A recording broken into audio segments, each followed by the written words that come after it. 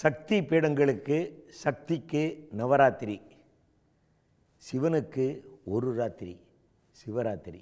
சிவனுக்கு ஒரு ராத்திரி சிவராத்திரி, அந்த சிவன் அருளை வேண்டி நாம் தொழும் ராத்திரி. சிவனுக்கு ஒரு ராத்திரி சிவராத்திரி. மேலை நாடுகளில் காலநிலையை 4ஆக பிரித்து சொல்வார்கள். 4ன்னா சம்மர் வின்டர். நம்ம ஊருக்கு சம்மரும் வின்டரும் தான், ஸ்ப்ரிங்கு ஃபால் என்பதெல்லாம் கிடையாது. இந்த மாசி மாத மகா சிவராத்திரி காலமானது உலகளாவிய அளவில் ஸ்ப்ரிங் என கொண்டாடப்படுகின்ற ஒரு தருணம். அதை போலவே உலகம் பூமி உருண்டை சூரியனை சுற்றி வந்து கொண்டிருக்கிறது. அது ஒரு பெரிய தடத்திலும் சிறிய தடத்திலுமாக சுற்றி வருகின்ற வேளை, அது மாற்றம் பெறுகின்ற வேளைதான் மாசி மாதத்தில் நடைபெறுகின்ற சிவராத்திரி வேளை. அந்த ஈத்தர் என்பது ஒரு இறை பொருளாக கருதப்படுகிறது.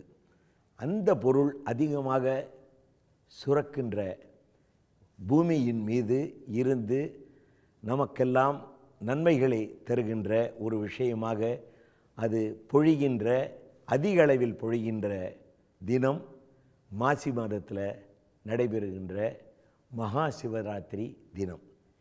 இது பகலிலும் இருக்கலாம் அல்லவா? ஏன் இரவு நேரத்தில் கண்விழிக்க சொல்கிறார்கள் என்பதற்கு ஒரு விஷயம் இந்த ஈத்தரை தொடர்பு படுத்தியே சொல்கிறார்கள். இரவு நேரத்தில் 9 மணி முதல், இரவு 9 மணி முதல் அதிகாலை 2 மணி வரை இயல்பாகவே நம்முள் சுரப்பிகளில் மெலட்டோனின் என்கிற ஒரு சுரப்பு அதிகம் சுரக்கிறது என்று கண்டுபிடித்து இருக்கின்றார்கள். அப்படி இருட்டோடு சம்பந்தப்பட்டது மெலனின்.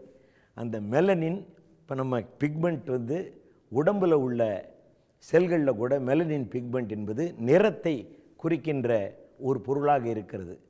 அந்த மெலட்டோனின் சுரக்கின்ற நேரம் இரவு 9 மணி முதல் காலை 2 மணி வரை.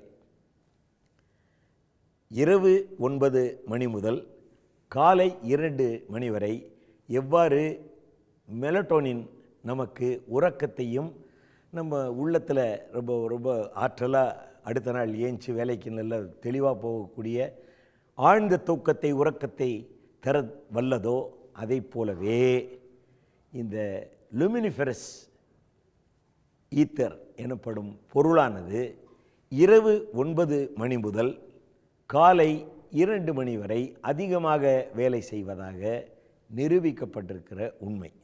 இது தற்கால விஞ்ஞானம் கண்டுபிடிப்பாக இருந்தாலும் அன்றே ஆன்மீக பெருமக்கள், சான்றோர் பெருமக்கள் இதில் ஆய்வு செய்து பக்தி உணர்வோடு இதை பற்றி சிந்தித்தவர்கள், ஞான நிலையில், தியான நிலையில் உலகத்தின் க்ஷேமத்திற்காகவும் உலக நன்மைக்காகவும் வழிபாடு செய்த பெரியவர்கள் உணர்ந்திருக்கின்றார்கள்.